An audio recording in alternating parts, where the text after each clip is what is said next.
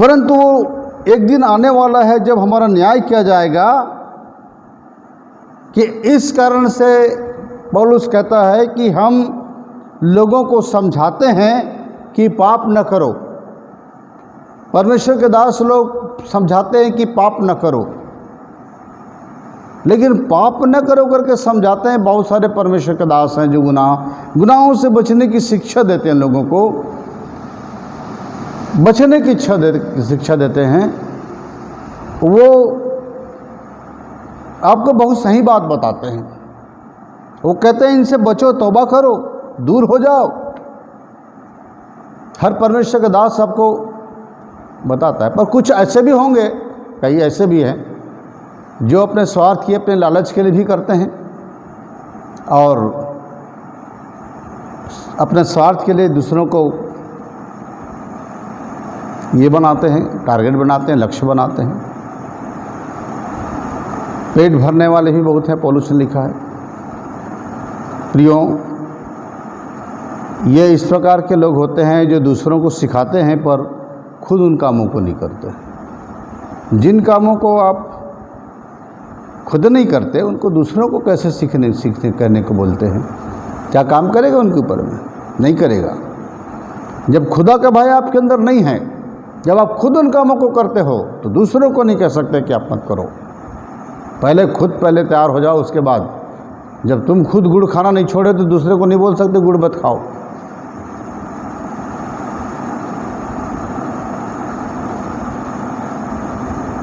एक बार एक पास्टर साहब चर्च में प्रीच दे रहे थे, लेक्चर दे रहे थे।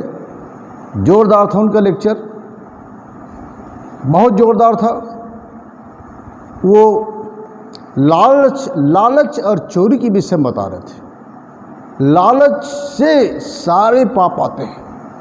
लालच के कारण से ही लूसीफर नीचे गिर गया और परमेश्वर की कुर्सी का, परमेश्वर के सिंहासन का लालच किया। लालच और घमंड, और लालच से ही चोरी आती है। बहुत तरीके से बता रहा था और उनकी बातों को सुन करके उनकी प्यारी पत्नी जो सामने बैठी हुई थी बहुत रो रही थी, क्योंकि लेक्चर बड़ा तगड़ा था, जोरदार था और वो बहुत आंसू बहा रही थी। बोलते आज तो पास्टर साहब पूरा डूब गए, आत्मा में लग रहा है। आज तो ऐसी ऐसी बातें बता रहे हैं और मेरा आत्मा को छू रहा है। बहुत लोगों का आत्मा को छू रहा था, बहुत लोगों को लग रहा था कि नहीं, जोरदार बता रहे हैं, बहुत बढ़िया बात। चर्च छूटा, घर आए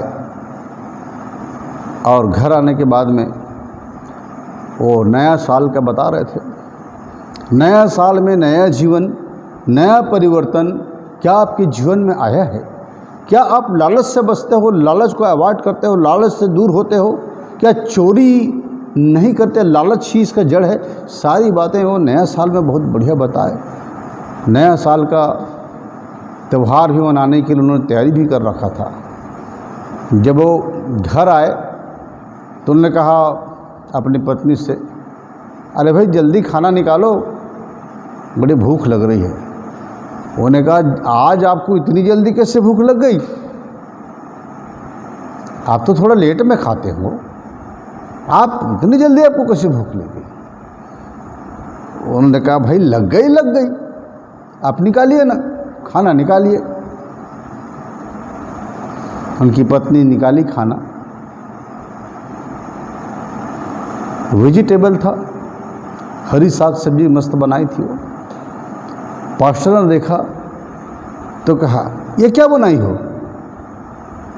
पत्नी ने कहा ये तो बनाई हूँ, जो घर में था वो बनाई हूँ। घर में था और घर में वो टोकने में ढका हुआ मुर्गा कहाँ है? जो टोकने में ढका था मुर्गा, ढक के मैं गया था, तुमसे कहा था कि पड़ोसी का मुर्गा जिसे मैंने रात को ही चोरी करके ला के छुपा दिया था, वो मुर्गा आज नए साल में कहाँ जाओगे मटन के लिए? सब दिक्कत है। मैं पहले से तैयारी करके रखा था, मुर्गा दबा के रखा था, वो मुर्गा कहाँ है? अरे भूख मुझे क्यों लगी थी? वो तो सब्जी को तुम्हारा देख के सारा भूख भाग गया जी। वो पूरा सब्जी पूरा भूख मार दिया मेरा। मुर्गा के कारण से पूरा भूख, इतना भूख लग गया था मुझे। उसकी पत्नी ने कहा पास में आके, सुनो जी, आज जो मैंने आपका प्रीच सुना, आपका जो मैं संदेश सुनी, मेरे हृदय टूट गया। इतना ज़बरदस्त आपने लालच और चोरी के विषय में बताया। मुझे उसके बाद घर में बंधा हुआ मुर्गा नजर आया। मैं आके तुरंत खोल दी, मुर्गा भाग गया, पड़ोसी घर चला गया।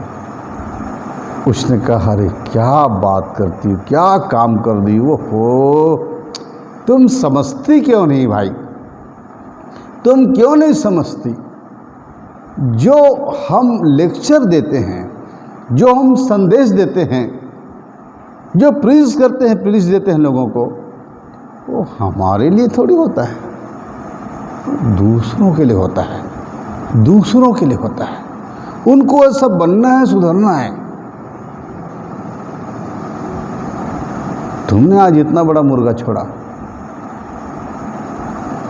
उनकी पत्नी ने कहा तो ऐसा करिए, ये पास्टर का काम छोड़ दीजिए, आप इसके लायक नहीं हो, बिल्कुल नहीं हो। पास्टर ने कहा क्यों?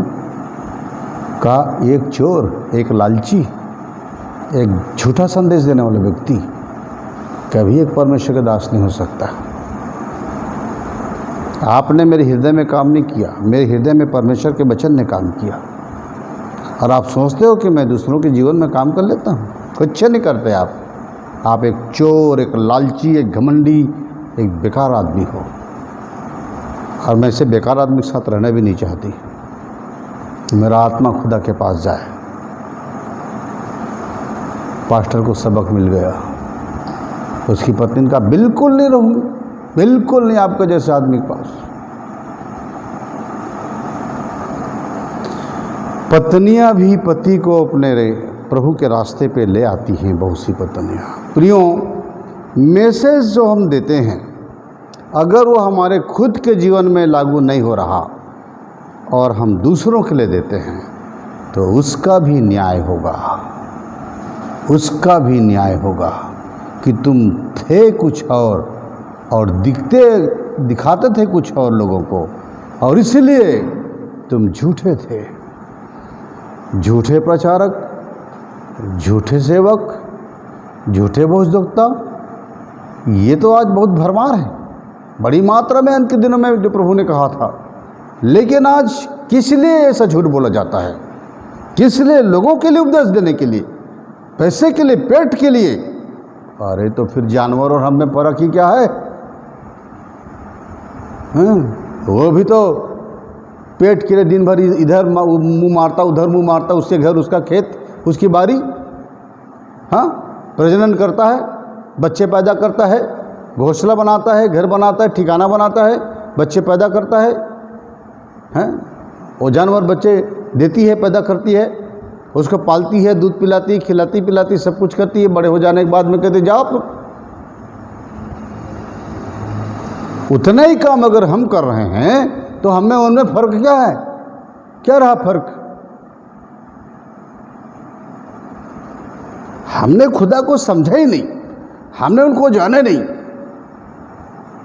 हमारा मन परिवर्तन नहीं हुआ, हमारा जीवन परिवर्तन नहीं हुआ। आज हमारा प्राण, हमारा मन, हमारी आत्मा के साथ नहीं है, तो फिर मतलब क्या है जीने से? यीशु मसीह का नाम लेने वालों को प्रभु कहेगा, जो हे प्रभु कहता है, उनमें से हर एक परमेश्वर के राज्य में प्रवेश नहीं कर सकता। उस दिन बहुत से लोग कहेंगे मुझे, हे प्रभु, क्या हमने तेरे नाम से भविष्यवाणी नहीं की? क्या हमने तेरे नाम से दुष्ट आत्मा को निकाला? बड़े बड़े काम किए। लेकिन प्रभु कहेगा, हे कुकर्म करने वालों, तुमको मैं नहीं जानता। नहीं जानता। तुम ये सब कुछ किए पर कुकर्मी थे। तुमने किसके लिए किया? पेट के लिए किया, अपने लिए किया, नाम के लिए, प्रशंसा के लिए किया। इसलिए परमेश्वर का वचन दोधारी तलवार है। जैसे इब्रानी 4:12 में लिखा है, क्योंकि परमेश्वर के वचन जीवित और प्रबल और हर एक दुधारी तलवार से भी बहुत चोखा है और जीव और आत्मा को और गांठ गांठ और गुदे गुदे को अलग करके आर पार छेदता है और मन की भावनाओं और विचारों को जांचता है।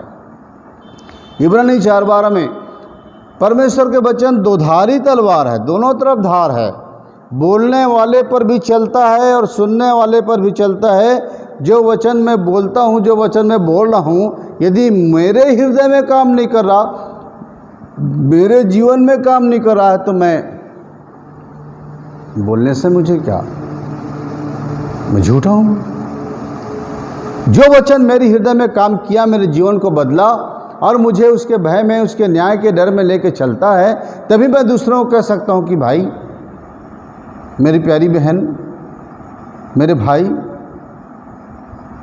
भय मानिए, डर मानिए। खुदा का भय ही हमें पाप से बचाता है। खुदा का भय, खुदा का डर हमें पाप से बचाता है। जब तक हर समय आपके अंदर पाप का, खुदा का भय है, आप पाप कर ही नहीं सकते। आप पाप कर ही नहीं सकते, क्योंकि आपके अंदर खुदा का भय है।